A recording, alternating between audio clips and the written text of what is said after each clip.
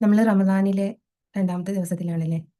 നമുക്ക് പലപ്പോഴും ആഗ്രഹം ഉണ്ടാവും റമദാനില് നമ്മുടെ നാവിനും നോമ്പ് കൊടുക്കണം, കണ്ണിനും കാതിനും ഒക്കെ നോമ്പിലാവണം എന്നുള്ളത്. പക്ഷേ പലപ്പോഴും നമുക്ക് സാധിക്കില്ല. കാരണം എല്ലാ ആളുകളും ഏഹ്, എല്ലാ ചുറ്റുപാടും നമുക്ക് ഫേവറബിൾ ആയിട്ട് നോമ്പിന് അനുസൃതമായിട്ട് വന്നെന്നില്ല.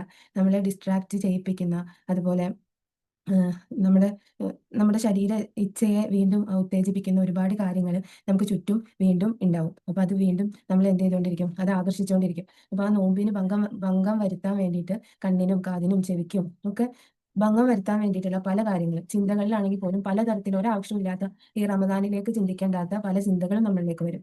അപ്പൊ ഈ കാര്യങ്ങളൊക്കെ വരുമ്പോ ഒരു ഫേവറബിൾ അല്ലാത്ത ഒരു ചിന്ത നമ്മളിലേക്ക് വന്നു.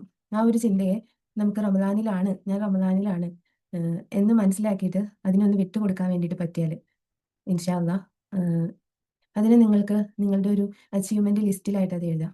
അങ്ങനെ ഒരു 10 അച്ചീവ്മെന്റോ ഇല്ലെങ്കിൽ ഒരു 5 അച്ചീവ്മെന്റോ ഒക്കെ ചെയ്യുമ്പോൾ നിങ്ങൾക്ക് നിങ്ങൾ തന്നെ ഒരു ഗിഫ്റ്റ് എന്തെങ്കിലും നിങ്ങൾക്ക് ഉപകാരപ്പെടുന്ന ഒരു ഗിഫ്റ്റ് മേടിച്ച് കൊടുത്തിട്ട് നിങ്ങൾ തന്നെ നിങ്ങളുടെ ആ ഒരു വിജയത്തെ സെലിബ്രേറ്റ് ചെയ്യാം. ഒരു ദിവസം ഫുള്ളായിട്ട് നമുക്ക് എല്ലാ തരത്തിലും നോമ്പ് നോൽക്കാൻ വേണ്ടിയിട്ട് പറ്റിയാൽ എത്രത്തോളം റാഹത്തായിരിക്കും നമ്മുടെ മനസ്സിന് കിട്ടുക. അപ്പോൾ അത് ഒന്ന് എക്സ്പീരിയൻസ് ചെയ്യാനൊക്കെ നമുക്ക് എല്ലാവർക്കും പറ്റട്ടെ. നമ്മളുടെ അവയവങ്ങൾക്കൊക്കെ നോമ്പിലായിട്ട് മുന്നോട്ട് പോകാൻ വേണ്ടിയിട്ട് റബ്ബ് തൗഫീഖ് ചെയ്യട്ടെ. നമ്മളൊക്കെ റമദാന് കൊണ്ട് വിജയിച്ചവരുടെ കൂട്ടത്തില് ഉൾപ്പെടുത്തട്ടെ എന്ന് ആത്മാർത്ഥമായിട്ട് ദുആ ചെയ്യാണ്. അസ്സലാമു അലൈക്കും